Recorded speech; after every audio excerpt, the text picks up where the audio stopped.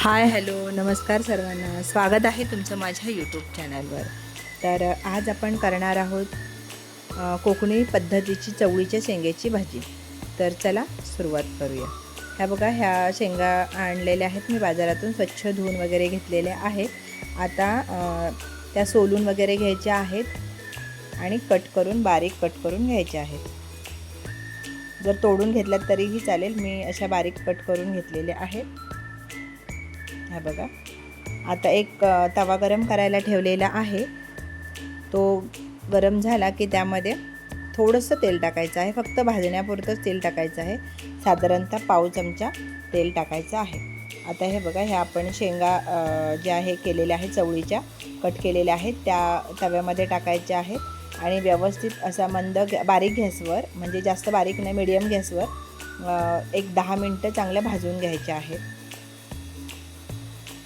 हे बघा, ह्या छान भाजल्या ना की याच्यामध्ये पाणी टाकायची गरज नाही। बिना पाण्याची शेंग ही खूप छान चविष्ट अशी होते। हे बघा, अशा पद्धतीने सगळं व्यवस्थित भाजून घेऊया। आता तिकडं बारीक गॅस ठेवायचा आहे, हे तिकडं भाजतं आहे, तर आपण कांदा वगैरे कट करून घ्यायचा। आणि हा कांद्याचा हा भाग असतो ना, हा काढून घ्यायचा आहे, कारण त्याने असं म्हटलं जातं की कॅन्सर होऊ शकतो, म्हणून हा भाग काढून घ्यायचा आहे। आता हे बघा, मी कांदा कट करून घेतलेला आहे। आता मिरच्या, मी तिखट पावडर टाकणार नाही म्हणून मी मिरच्या जास्तीच्या घेतलेल्या आहेत, मिरची कट करून पण घेतलेली आहे। आता हे बघा, व्यवस्थित हे 10 मिनटं चांगली भाजून घेतलेली आहे। आता एका ताटामध्ये काढून घ्यायची आहे। हे बघा, आता त्यामध्ये तेल टाकूया। साधारणतः 1 ते 1.5 चमचा तेल टाकायचं आहे आणि तेल गरम झालं की लसूण ठेचून टाकलेला आहे तोही टाकायचा आहे। आणि आता कांदा आणि मिरची ही तेलामध्ये छान परतून घ्यायची आहे। हे बघा, कांदा चांगला परतून घ्यायचा आहे। या पद्धतीने व्यवस्थित असा कांदा परतायचा आहे। आता हिंग टाकायचा आहे, पाव चमचा, चवीनुसार मीठ टाकायचं आहे, चाट मसाला, हळद पावडर, गरम मसाला पावडर। आता व्यवस्थित असं सगळे मसाले मिक्स करायचे आहेत यामध्ये।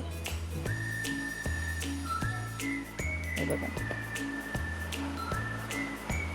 आता हे भाजून घेतलेले शेंगा याच्यामध्ये टाकून घ्यायचे आहेत।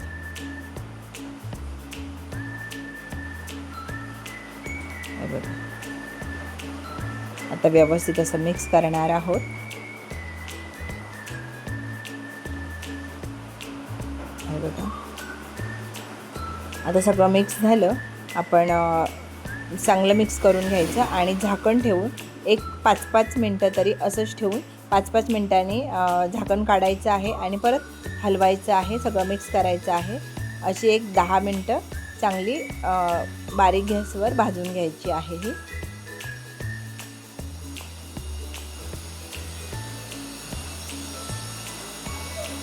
हे बघा, मी एक 5-5 मिनटं पूर्ण बारीक गॅस केला होता आणि झाकण ठेवून चांगली शिजवून घेतलेली आहे।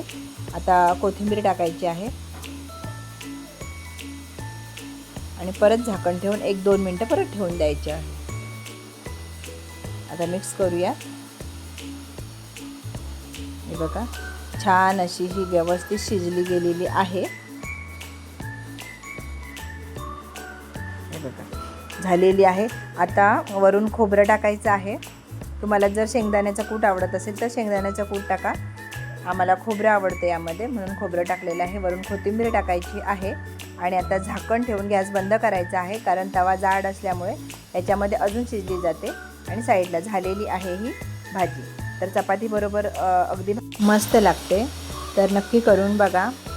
खूप अशा पद्धतीने केलं तर तुमचे मुलं पण नक्की खातील आणि डब्यासाठी सुद्धा खूप छान आहे ही भाजी। तर माझे व्हिडिओ आवडत असतील तर लाईक, शेअर आणि सबस्क्राईब नक्की करा।